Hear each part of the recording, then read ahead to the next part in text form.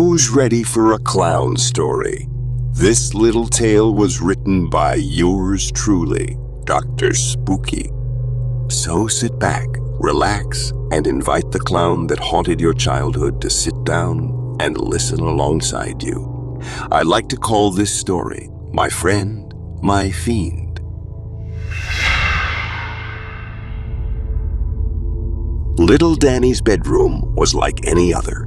Superhero posters lined the walls, action figures stood sentinel on the shelves, and the scent of a well-loved teddy bear filled the air.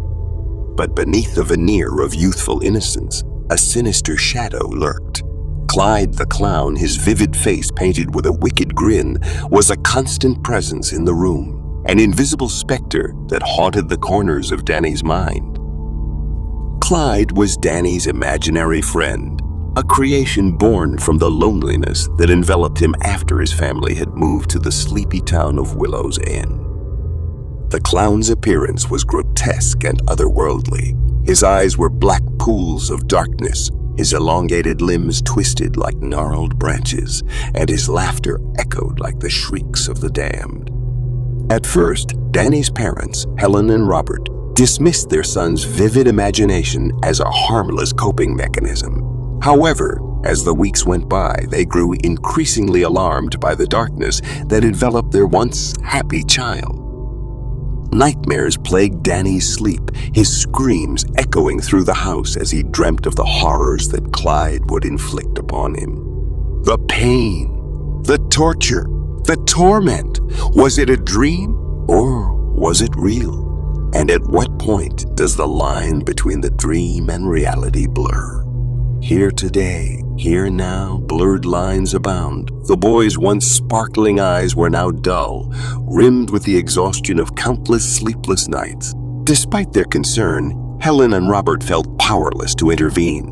No amount of therapy, medication, or pleading could break the bond between Danny and his companion. Clyde's malevolent presence was etched into the fabric of their lives, a constant reminder of the unseen terrors that lurked just beyond the veil of reality. Danny's days at school were no relief from his torment as Clyde's influence began to seep into every aspect of his life. The once bright and sociable boy now found himself isolated from his peers, as Clyde's jealousy drove a wedge between him and potential friends. The other children whispered about the strange things that seemed to happen when Danny was around.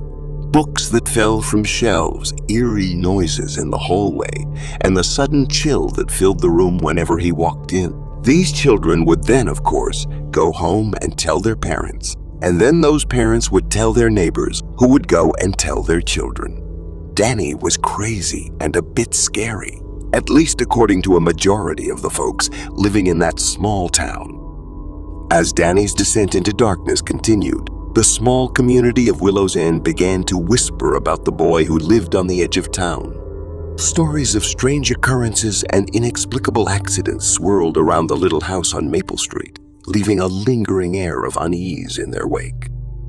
Neighbors crossed the street to avoid passing the property, fearful of the malignant force that seemed to radiate from within its walls. Danny was there, so was Clyde. Others were deathly afraid that by associating with Helen, Robert, or Danny himself, their line between real and fantasy may blur too. Helen and Robert's relationship also began to fray under the strain of their son's affliction. They argued late into the night, their voices low and tense, as they searched desperately for a solution to the nightmare that had consumed their family. Their once happy home had become a prison, the walls closing in as the darkness tightened its grip on their lives. Danny was a prisoner of his own imagination, and now the family was suffering. Clyde wasn't real. Unfortunately, no amount of convincing or medication could convince Danny otherwise. One day, as Danny wandered through the woods behind his house, he stumbled upon an ancient, crumbling church, long abandoned by the town. Its stained glass windows had shattered, leaving shards of colored glass glinting in the sunlight like the teeth of a ravenous beast. He could feel the pull of something dark and powerful emanating from within its crumbling walls. As he stepped through the splintered doorway, he could hear Clyde's laughter echoing in his mind, the sound sending shivers down his spine. The church was cold and damp, its pews covered in a thick layer of dust. Cobwebs hung from the rafters like tattered curtains, and a faint smell of decay hung in the air. Yet despite the oppressive atmosphere, Danny felt drawn to the church, as if something was calling to him from its depths. In the center of the nave stood an ancient, weathered altar. Upon it lay an old, leather-bound book, its pages yellowed and brittle with age. As Danny's trembling fingers traced the spine, he could feel a sense of power radiating from the tome. He hesitated for a moment before opening it, the smell of mildew and ancient ink filling his nostrils. The words on the pages were written in a language he did not understand, yet somehow they seemed to speak to him, their twisted letters forming images in his mind. This was it. This was the chance he had been hoping for, a chance to break away from Clyde's torment. He was certain the book held the key to freeing himself from Clyde's grasp, and with each passing day, he returned to this old church to find the same book at the altar, just the way he had left it the day before, open to the same page he had last seen. He studied its cryptic pages, growing stronger and learning its secrets, and unlocking the power within. As Danny's understanding of the book grew, so too did his control over Clyde. The clown's influence began to wane, his once malevolent presence reduced to a mere whisper in the back of Danny's mind. "You're not coming to get me, Clyde. Instead, I'm coming to get you." Danny would tell himself those words every night before bed. And soon enough, the nightmares that had plagued his sleep began to fade, replaced by dreams of power and vengeance. But as Clyde's power diminished, Danny began to change. His eyes took on an unnatural glow, and his once kind nature was replaced by a cold, calculating demeanor. His parents noticed the shift, but were hesitant to interfere, fearing they might reawaken the monster that had once tormented their son, real or not. Unbeknownst to them, the ancient tome had not only given Danny the power to control Clyde, but it had also unleashed a new, darker force within him. A force that would not be satisfied until it had consumed the very souls of those who had stood by and watched as he suffered. The town of Willow's End would soon learn the true nature of the darkness that had been unleashed, as Danny and his newfound power exacted their terrible revenge on the world that had abandoned him. And Clyde the Clown, once a harbinger of fear and misery, now a mere puppet in the hands of his vengeful master, would be the instrument of their destruction. The people of Willow's End began to experience a series of bizarre and terrifying incidents. Pets went missing only to be found mutilated in the woods. Strange symbols appeared overnight, scrawled on the doors of the townspeople's homes, their meanings ominous and unknown.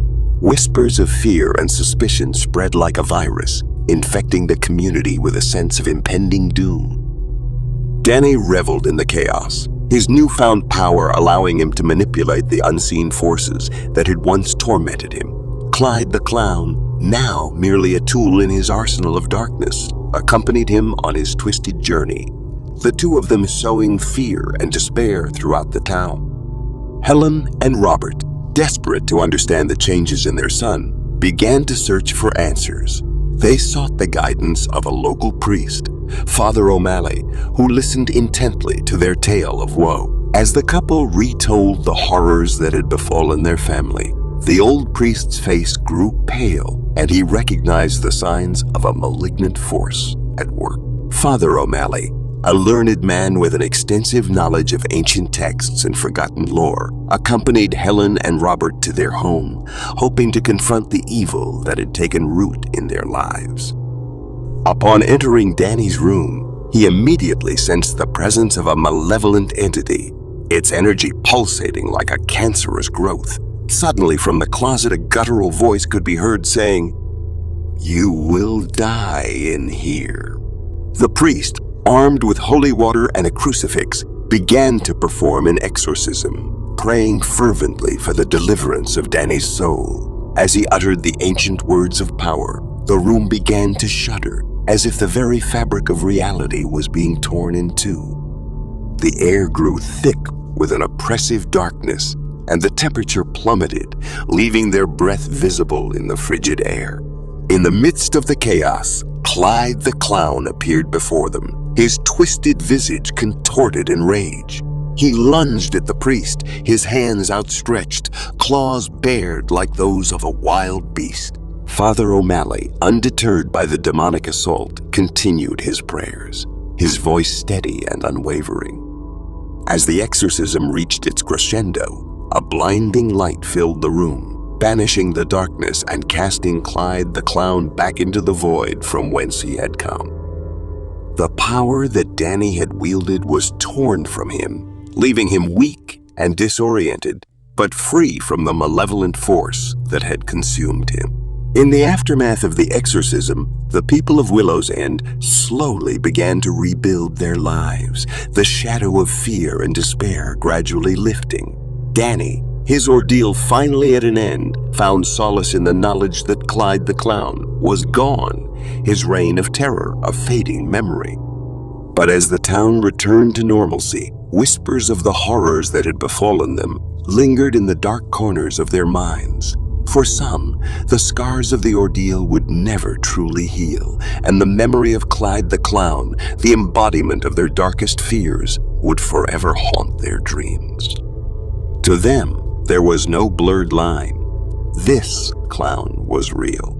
As for the ancient book that had unleashed the nightmare, it was buried deep within the bowels of the church, locked away in the hopes that its evil would never again see the light of day.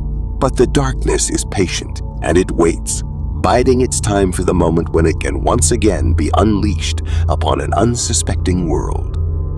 And in the quiet moments when the shadows grow long and the wind whispers through the trees, one can almost hear the distant echo of Clyde's laughter. Or is that Danny's?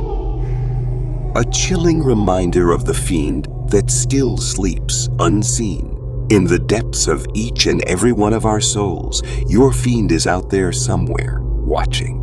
He is always watching.